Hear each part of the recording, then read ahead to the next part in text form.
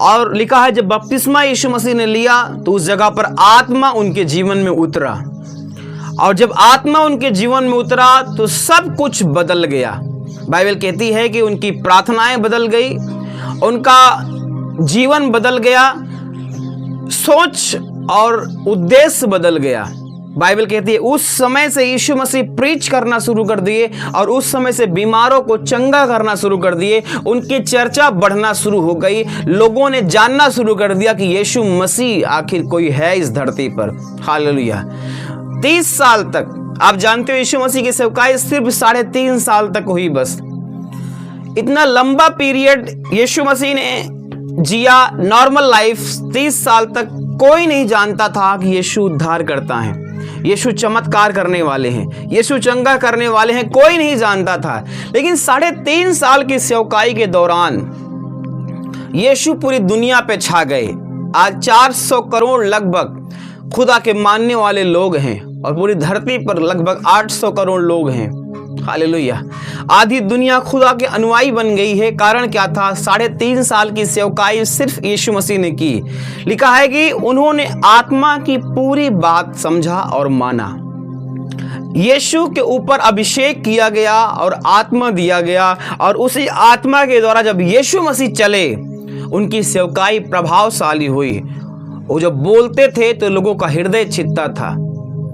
Bible कहती है जहां जहां यीशु गए चमत्कार हुआ, मिरेकल हुआ। जिन नगरों ने विश्वास किया उस जगह पर यीशु मसीह गए और बड़े बड़े मिरेकल हुए, बड़े बड़े चमत्कार हुए।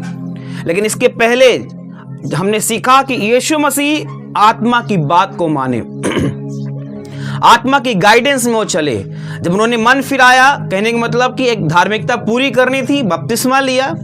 मन फिराव का बपतिस्मा लेने के बाद लिखा है आत्मा जब गाइड करना शुरू किया प्रभु यीशु मसीह को, तो उन्होंने एग्जैक्टली आत्मा की बातों को फॉलो किया।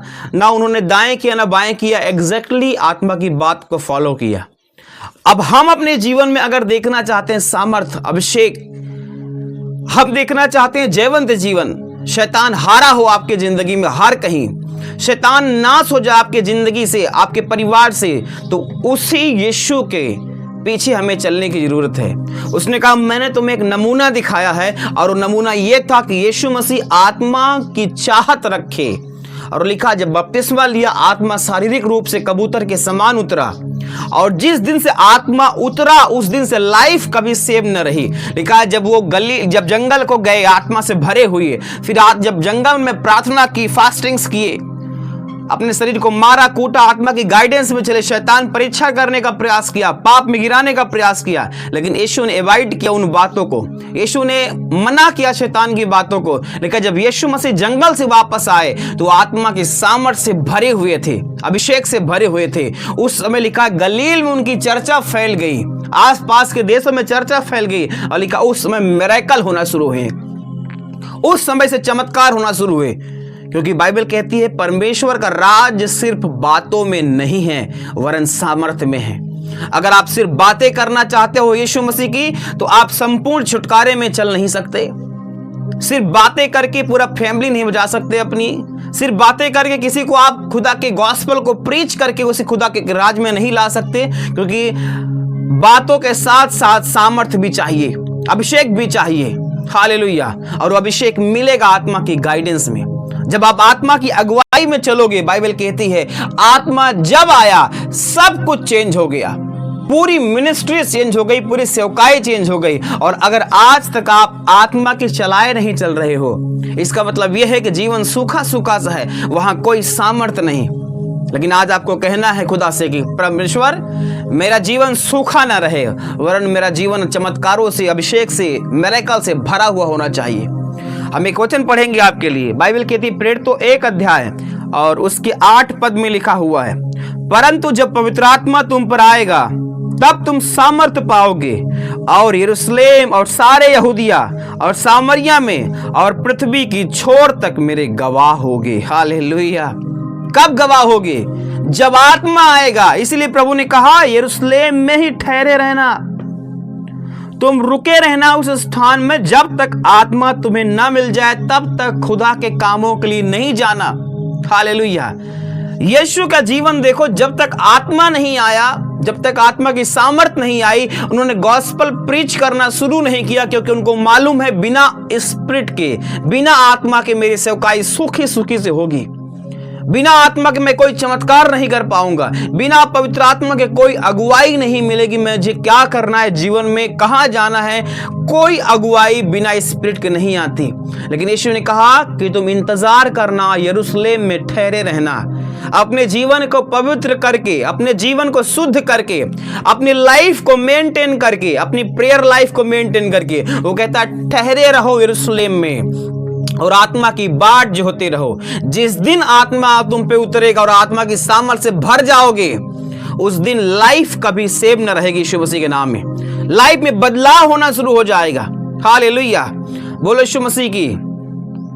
इफिसियों 5:18 कहता आत्मा से परिपूर्ण होते जाओ, जिसका मतलब है लगातार भरते रहो आत्मा से, कंटिन्यूअसली फिलिंग। खुदा की आत्मा से भरते रहो लगातार लगातार। पवित्र आत्मा एक बार आता है आपके जीवन में और ठहरना चाहता है, लेकिन एक कंडीशन है।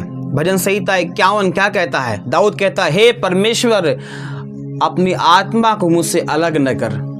क्यों अलग हो रही थी आत्मा? क्योंकि दाऊद ने पाप किया था, दाऊद ने बत्शेबा के साथ व्यभिचार किया था, इसीलिए आत्मा उससे दूर हो रही थी और वो चीख और चिल्ला और रो और पुकार रहा था, कह रहा था, हे परमेश्वर अपनी आत्मा को मुझसे दूर ना कर। क्योंकि दाऊद को मालूम है कि अगर मैं एक गडेरिया, एक भेड़ चराने वाले व्यक्ति से उठकर राजा बना हूं तो एक ही कारण है, पवित्र आत्मा मेरे जीवन में है, इसीलिए मैं ऊंचा किया गया हूं। हालेलुया। यीशु कहता है जिसके अंदर आत्मा नहीं वो खुदा का जन नहीं। अगर उसकी रूह आपके अंदर बसती, आप उसके जन हो, आप उसके बेटे बेटियां हो। अगर उसकी आत्मा आपके अंदर नहीं बसती, इसका मतलब खुदावन ने आपको अभी पहचाना नहीं है, अभी जाना नहीं है। दाऊद कहता है, हे परमेश्वर मुझे अपनी आत्मा से अलग न कर, अपनी आत्मा मुझसे दूर न कर खुदावन। क्योंकि वो जानता था इंपॉर्टेंस स्पिरिट की, कि अगर पवित्र आत्मा मेरे जीवन में नहीं है तो मैं एक सूखा जीवन जीऊंगा, फिर कोई मतलब नहीं ये बड़ा सिंहासन या राज, क्योंकि वो छीन लिया जाएगा। लेकिन जब साउल पापी हो गया, अनाज्ञाकारी हो गया, जब खुदा के वचनों को, कलाम को तोड़कर अपनी इच्छा, अपनी मर्जी पर चलना शुरू कर दिया, लिखा है आत्मा उठ गया साउल से और एक दुष्ट आत्मा यहोवा की ओर से आके सताना शुरू कर दिया साउल को। हालेलुया। जहां पवित्र आत्मा नहीं वहां दुष्ट आत्मा तो जाहिर सी बात है वो। हालेलुया। एक कुर्सी पर एक व्यक्ति जरूर बैठेगा और अगर पवित्र आत्मा चाहिए तो उसे बुलाना पड़ता है, अपना जीवन मेंटेन करना पड़ता है, और दुष्ट आत्मा को बुलाना नहीं पड़ता। वो लिखा है वो घात करने के लिए ताक लगाए रहती है, वो देखती रहती कब सूना झाड़ा बुहारा पाए और आपके जीवन में वास करे। और लिखा वो 7 गुना दोबारा वापस आना चाहती वो दुष्ट आत्मा। लेकिन पवित्र आत्मा एक शालीन आत्मा है जो आपके पुकारने से आते हैं। जब आप उन्हें जगह दोगे वो आपके जीवन में रहेंगे, आप अच्छा जीवन जियोगे वो आपके जीवन में रहेंगे, पवित्रताई का जीवन जियोगे वो आपके जीवन में रहेंगे। लेकिन जब वचन जहां ब्रेक होता है वहां आत्मा उठ जाती है। आदम के जीवन से आत्मा कैसे उठ गई? जहां वचन ब्रेक होगा, जहां वचन आप तोड़ रहे हो, वहां आत्मा आपके जीवन से उठ जा रही है। और अगर आत्मा आपके जीवन में नहीं है फिर आपका जीवन कुछ भी नहीं है, आपका जीवन खुदा की ओर से पहचाना नहीं जाएगा। लिखा है जो आत्मा से भरा नहीं, जिसके अंदर आत्मा नहीं, वो खुदा का जन नहीं है। आदम और हव्वा का जीवन कैसे निष्फल हो गया, कैसे वो सूखा जीवन जीना शुरू कर दिए। लेकिन उन्होंने कमांड को ब्रेक किया, आज्ञाओं को जब तोड़ा उन्होंने, तो वचन कहता है कि आत्मा उठ गया उनके जीवन से। और जब आत्मा उठता है तो मौत एंटर करती है, डेथ एंटर करती है, शैतान एंटर करता है। हालेलुया। लेकिन आज अगर आप इस नए नियम में खुदा के काम को करना चाहते हो, चाहे आप एक नॉर्मल विश्वासी ही क्यों ना हो, आपको पवित्र आत्मा जरूरी है। क्योंकि जब तक आत्मा नहीं है तब तक कोई अगुवाई आपके जीवन में नहीं होने वाली। लेकिन यूसुफ की अगुवाई आत्मा करती थी और इसीलिए वो स्थिर था। जेल में भी खुदा की आराधना करने वाला व्यक्ति था। उसके जीवन में एक पीस थी क्योंकि आत्मा उसके जीवन में था। और लिखा आत्मा ही ने उसे कुशलता दी, वो हर एक काम में निपुण होता गया। जहां वो हाथ लगाता उसमें निपुणता को हासिल करता। हालेलुया। बाइबल कहती राजा को यूसुफ ने सलाह दिया कि 7 साल बाद अकाल आने वाला है, तुम ऐसे ऐसे करो, राज्य में अनाज को इकट्ठा करो, क्योंकि इसके बाद अकाल आएगा। उसके अंदर निपुणता थी, बुद्धि थी, परिपूर्णता थी, क्योंकि उसके अंदर आत्मा थी। वो भविष्य को देख सकता था, क्या करना है वो जानता था इस बात को। और राजा ने कहा, तुझसे अधिक बुद्धिमान और आत्मा से भरा हुआ व्यक्ति कौन हो सकता है मेरे राज्य में? तू ही प्रधानमंत्री बनेगा, क्योंकि तेरे अंदर उत्तम आत्मा वास करती है। हालेलुया। जब स्पिरिट होगी आपके जीवन में, वो डुनामिस पावर भी काम करेगी, वो ताकत भी काम करेगी, लाइफ को चेंज करेगी यीशु मसीह के नाम में। प्रेरितों के जीवन में बदलाव कैसे हुआ? पतरस कैसे एक महान प्रेरित बना? आत्मा के द्वारा। पौलुस कैसे एक महान व्यक्ति बना? आत्मा के द्वारा। जब आप आत्मा की संवेदनशीलता को समझते हो, स्पिरिट आपको गाइडेंस करती है। और हमने सीखा कि जब यीशु के ऊपर आत्मा उतरी तो सबसे पहली बात आपको प्रार्थना के लिए लेके जाएगी। सबसे पहली बात आपको प्रार्थना में लेके जाएगी। लेकिन जब यीशु मसीह बपतिस्मा लिए, आत्मा से भरे, आत्मा ने गाइड किया, चलो प्रार्थना में। और लिखा है कि यीशु मसीह बिना कोई सवाल उठाए वो 40 दिन रात के उपवास प्रार्थना में चले गए। हालेलुया। अगर आज आप आत्मा से भरना चाहते हो तो प्रेयर एक रास्ता है जिसके द्वारा आत्मा से भर सकते हो, और आत्मा से रोज भर सकते हो, आत्मा की सामर्थ्य से। हालेलुया। अगर आत्मा आपके अंदर है तो आप एक सामर्थ्य जीवन जियोगे, क्योंकि पौलुस कहता है उसका राज सिर्फ बातों में नहीं वरन सामर्थ्य में है। और सामर्थ्य किसके पास है? आत्मा के पास है।